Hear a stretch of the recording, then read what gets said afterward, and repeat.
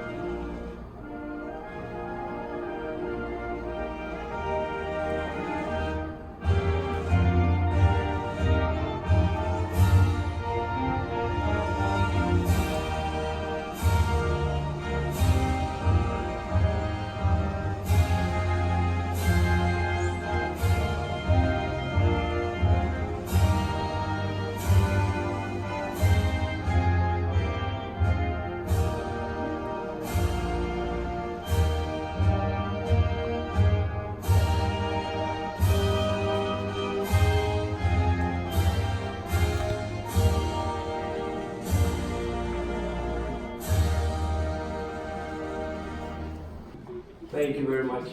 Thank you very much again for coming. And so, first of all, let me say that I would like to acknowledge that we are on Indigenous Algonquin and First Nation territory. Also, on behalf of the community, I would like to thank the Member of Parliament of Ottawa West Nepean, Anita Vanderbilt, for sponsoring this event here at the Parliament here today, and also Member of Parliament for the Provincial, Marie-France Lalande from Orleans. And also I'd like to extend my salutation also to the President of République de la Djibouti, Ismail Omar Guelleh, and also the First Lady, Khadra Mohamed Haib. I would like to give a little bit of context about our national flag. The national flag today takes place on June 27th, the date in which reminds us the declaration of the independence of Djibouti under the yoke of France in 1977. The French entered for the first time in what is today Djibouti in 1862 and in 1894. They took the territory and made the colony of French Somaliland as we know. In 1960, the neighboring colony of British and Italian Somaliland became independent and united to form the modern Somalia as we all know today. But Djibouti chose to stay with France. In 1967, Djibouti again voted under the French, but at the time with greater internal autonomy. Finally, in 1977, the people of Djibouti voted overwhelmingly in favor of a total independence of Djibouti, but not in favor of a union with Somalia, as we very well know. So, bonjour, tout d'abord, je voudrais reconnaître que nous sommes sur un territoire algonquin de la Première Nation. Au nom de la communauté, j'aimerais remercier une autre fois encore la députée d'Ottawa West Nepean, Anita Vanderbilt, qui a coparenté cet événement, et aussi à la députée d'Orléans provinciale, Madame Marie-France Lalande, et son Excellence président de la République Djibouti, Ismail Omar Guelleh, et la première dame, Khadra Mohamed Haib. La fête nationale Djibouti a eu lieu le 27 juin, date qui nous rappelle la déclaration d'indépendance de Djibouti sous le yoke de la France en 1977. La France sont rentrés pour la première fois dans ce que aujourd'hui qui est Djibouti en 1862 et en 1894. Ils ont pris le territoire et ont fait la colonie du Somaliland. en 1960, la colonie voisine du Somaliland, qui était sous le contrôle de l'Obsus britannique et italique, ont accédé l'indépendance, se sont unis pour former ce qu'on appelle aujourd'hui la Somalie. Mais Djibouti ont choisi de rester quand même dépendant. En 1967, Djibouti de nouveau a voté pour rester dans l'Union sous la France, mais cette fois avec une plus grande autonomie interne. En 1977, le peuple ont voté massivement en faveur de l'indépendance totale, mais non pas en faveur de l'union de la Somalie. Ça, c'était une petite histoire, un peu de l'histoire de la Djibouti. Maintenant, je voudrais céder la parole à la membre parlementaire de Ottawa-West Nepean, Anita Vanderbilt. I would like to extend my welcome to Anita Vanderbilt to the stage.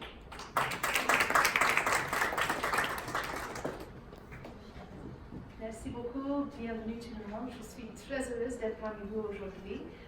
Et bon remercier de Yaya parce qu'il a fait beaucoup de travail pour faire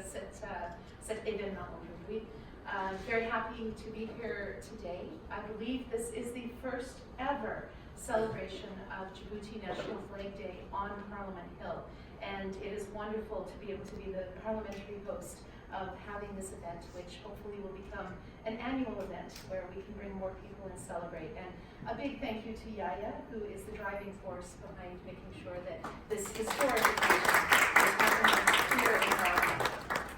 I have a small certificate of appreciation and celebration for you, and I will read the certificate. But first, I would also like to give the greetings on behalf of Prime Minister Justin Trudeau.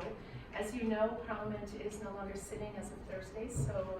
Prime Minister Trudeau is not here in Ottawa right now, but I am providing my greetings. Des bonnes bienvenues du Premier ministre Justin Trudeau et des salutations. So here's the certificate. The National Flag Day of the Republic of Djibouti.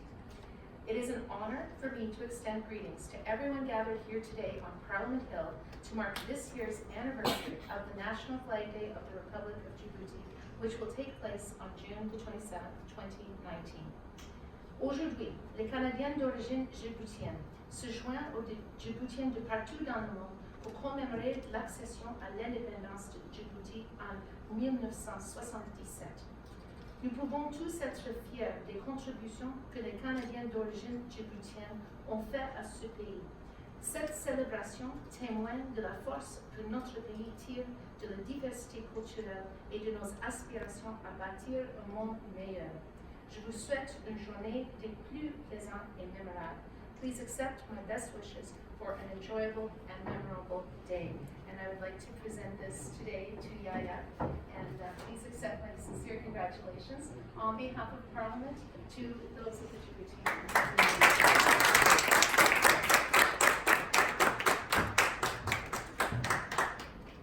Thank you very much, Anita Vanderbilt, for those warm and kind words. And I know that Anita, she's in Ottawa-West Nepean. I myself grew up in Ottawa-West Nepean,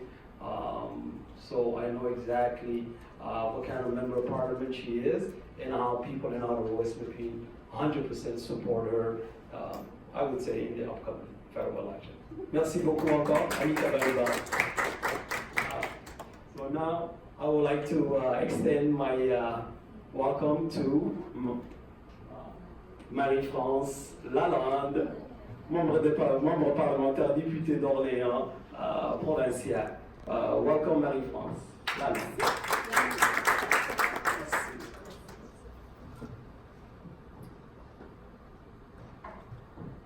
Bonjour tout le monde.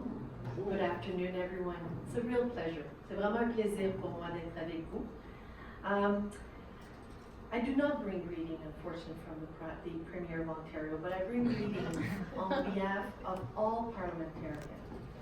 of Ontario. So it is really a pleasure, and I wish to extend a warm welcome to all those attending the flag ceremony today. Bienvenue à vous tous qui sont rassemblés ici pour cette célébration si importante. And as Anita mentioned, the first, so this is significant. Les Ontariens et les Ontariennes de Djibouti jouent un rôle important pour faire de l'Ontario une province diversifiée et dynamique. Nous célébrons aujourd'hui, le 27 juin, le jour de l'indépendance de la République de Djibouti et nous vous remercions de votre contribution. Ontario's from Djibouti play a strong role in making our province diverse and vibrant. On June 27th, the Republic of Djibouti Independence Day, we celebrate your contribution to our community and beyond. Donc, au nom de tous les parlementaires, on behalf of all parliamentarians of our province, spécialement moi, député d'Orléans, I would like to bring you this certificate, Yaya, and to all of you who have come today to celebrate, et à vous tous qui se sont rassemblés ici au Parlement pour cette magnifique journée. Merci beaucoup, and thank you, Anita, for co-sponsoring this event. This is really nice.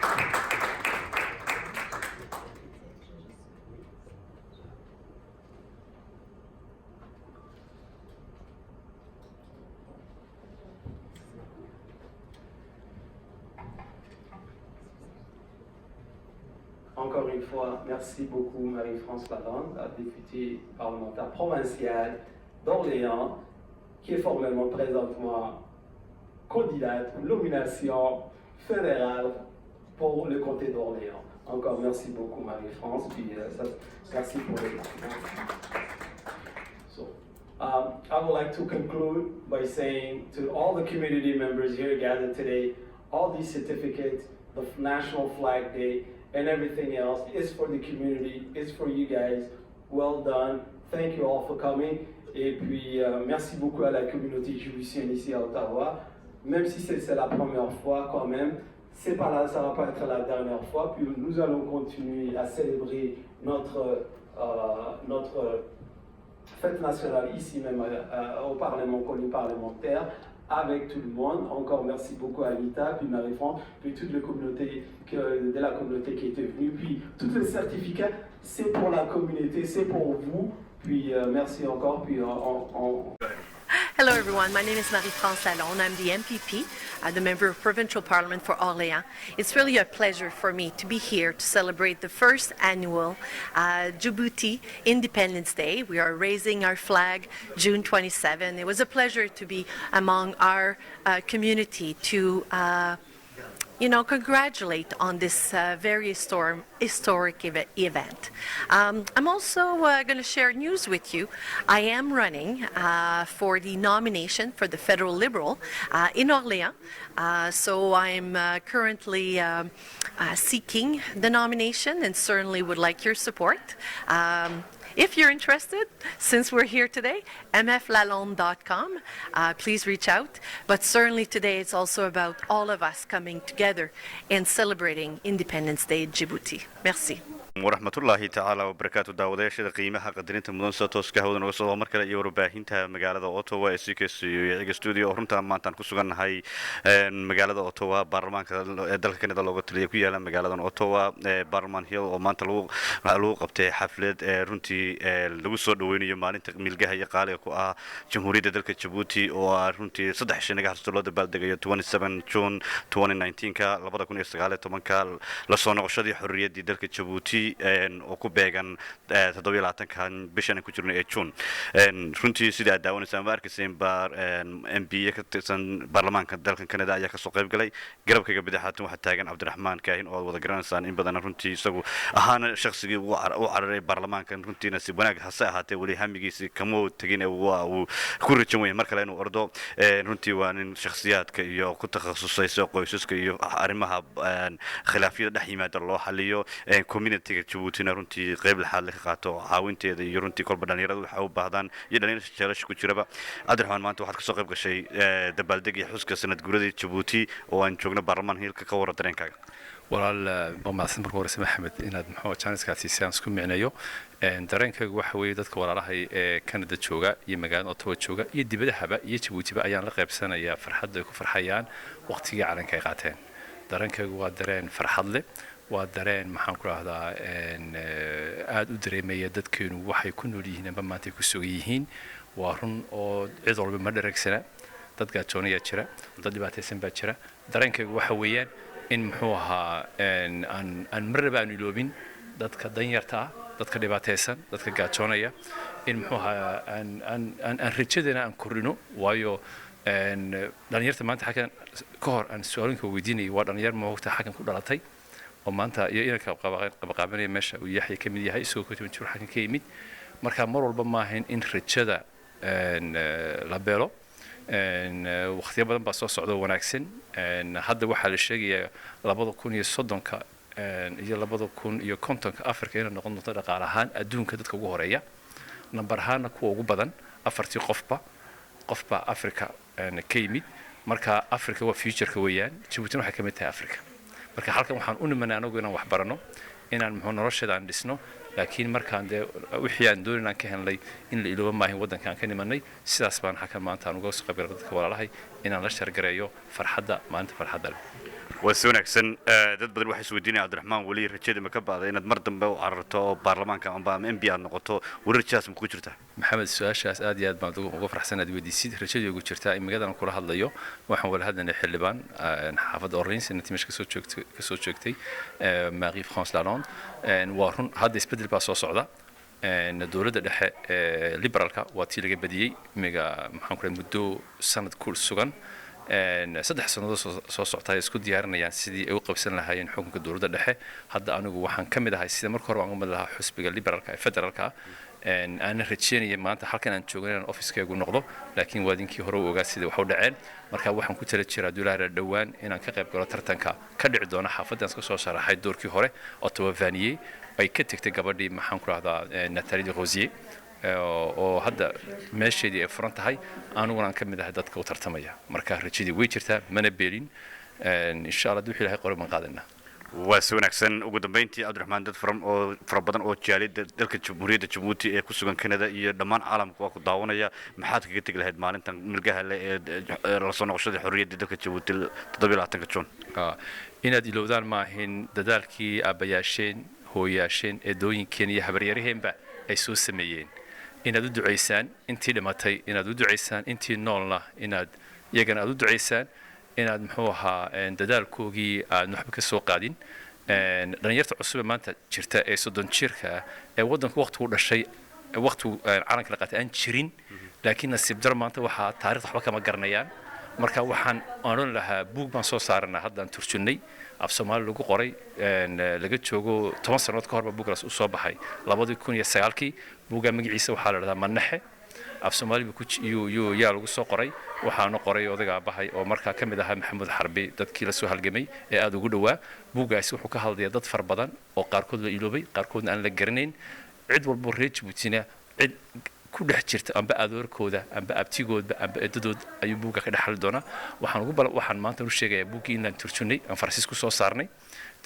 ay noo harsan tahay moogtahay in la publish gareeyo madbacadii publish gareynaysa laakiin iyagoo yar oo goosgoosa waxaan soo dhigi doonaa Facebook-gayga in yarka aad ka karaan laakiin buugoo dhan waxaan rajeynayaa haduu la hayraa inuu soo baxo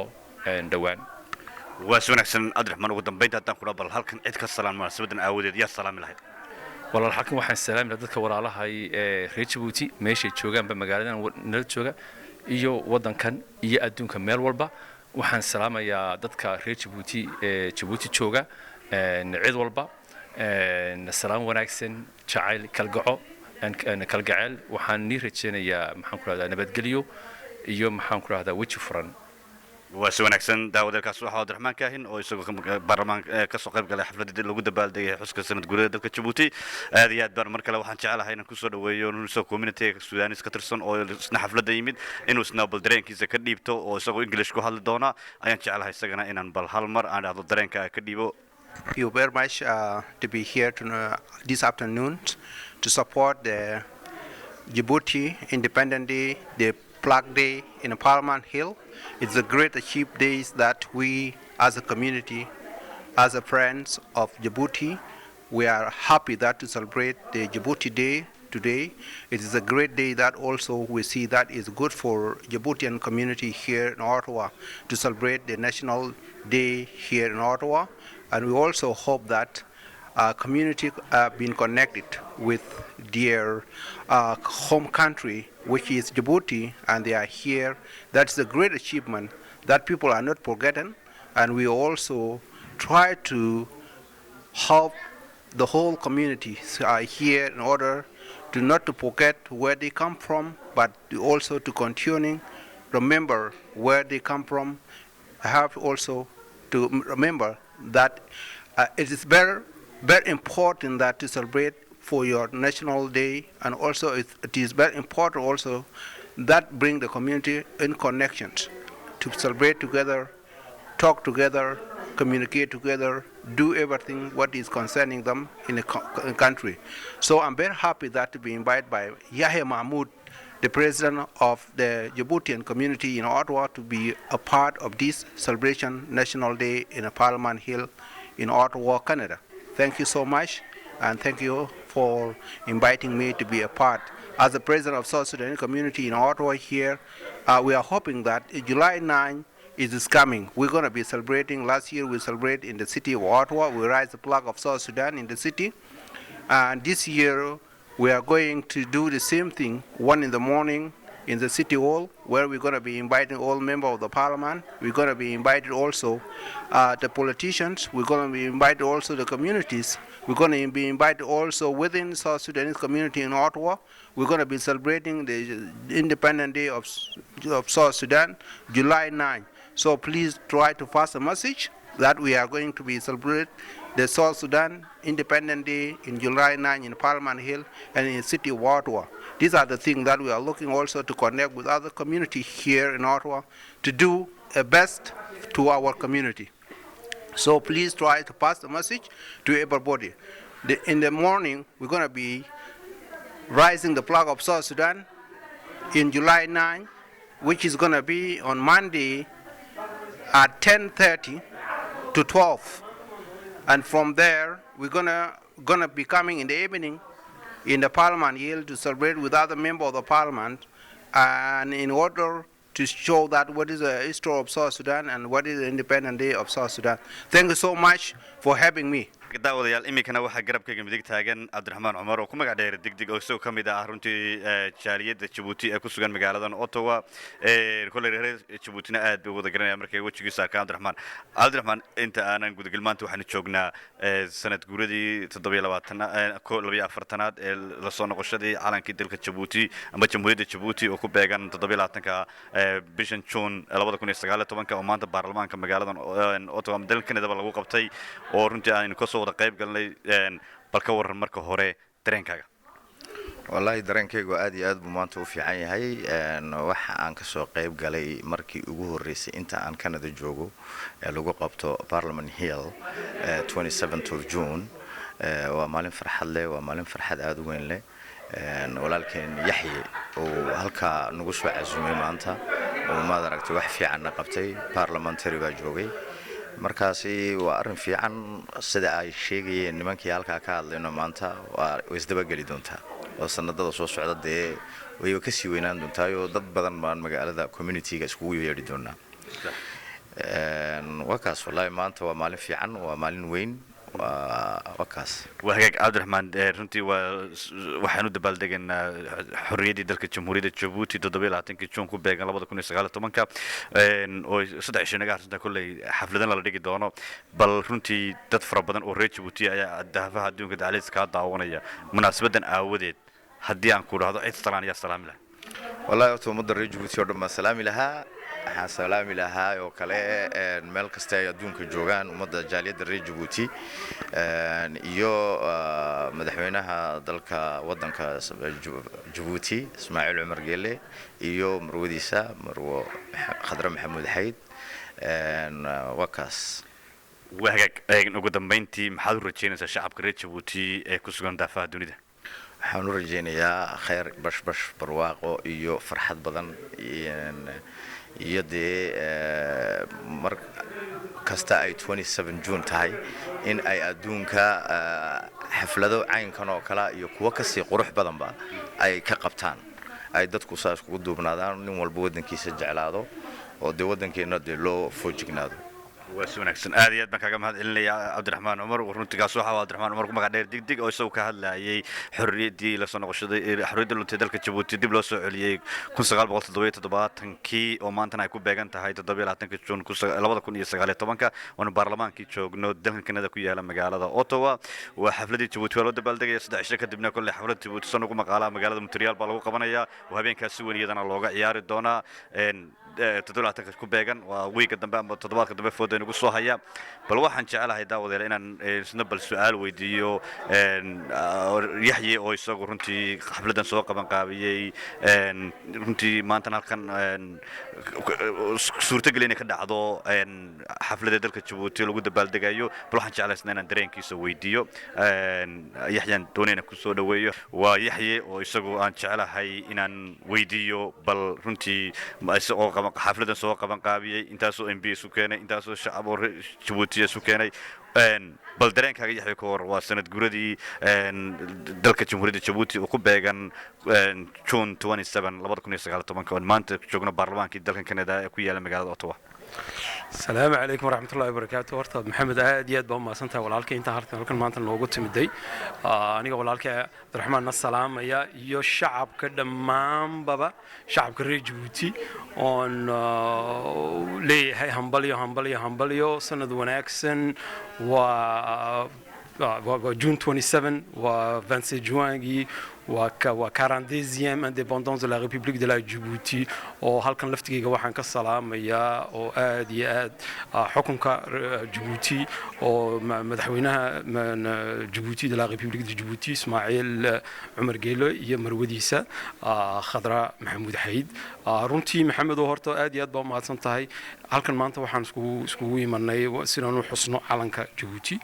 oo maxay ahaydeen 26 juanga 27 bisha June oo dhowr baarlamaaneed ka soo qayb galeen oo ay ka tirsan yihiin baarlamaaneed kala gedisan ministerka foreign affairs iyo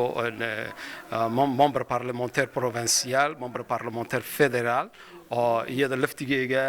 ministre de l'environnement Catherine McKenny oo maanta iyadna inoo iman kari weydeen laakiin haddana oo salaan iyo guddoon noo soo dirtay iyo guddoon sharafa oo certificayaal iyo maalin wanaagsan lagu hambalyeeyay oo halkan maanta dee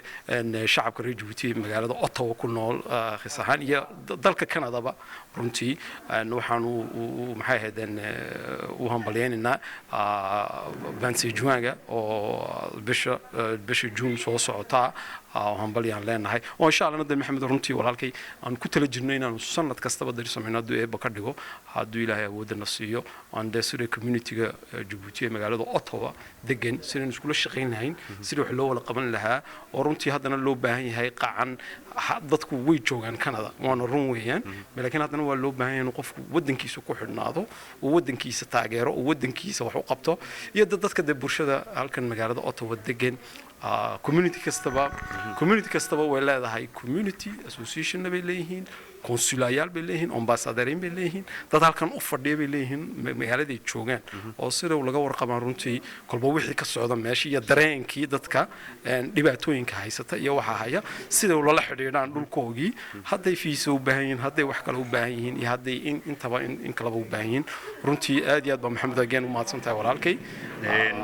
waa si wanaagsan Yaxye waa markii ugu horeysay ee dalka Djibouti xorriyadiisa lagu qabto baarlamaanka hawshan dadaal intee lag gashay say kugu suurta gashay intaas oo MPna suganto baarlamaankii maanta aad ku qabato calankii Djibouti calanka Canada aad garab dhigto baarlamaankii MPyada yimaadaan say kugu suurta gashay runtii walaalkay horta wallahi maxay ahaydeen Ilaahay baa mahad iskale marka ugu horeysa oo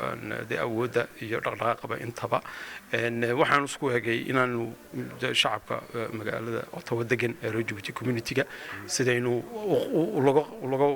faraqabsano baarlamaanka Canada aynu ku qabsano maanta calanka National Flag Day oo l'indépendance de la République de Djibouti oo le 27 juin markaasi anigu runtii siyaasadda Canada baan ka soo shaqeeyay nimanka dhowr sanadoodba 10 sanadood wax ku dhow marka waan ku dhex jiraa waan garanayaa dareenka waan garanayaa bulshada haysata markaas wallahi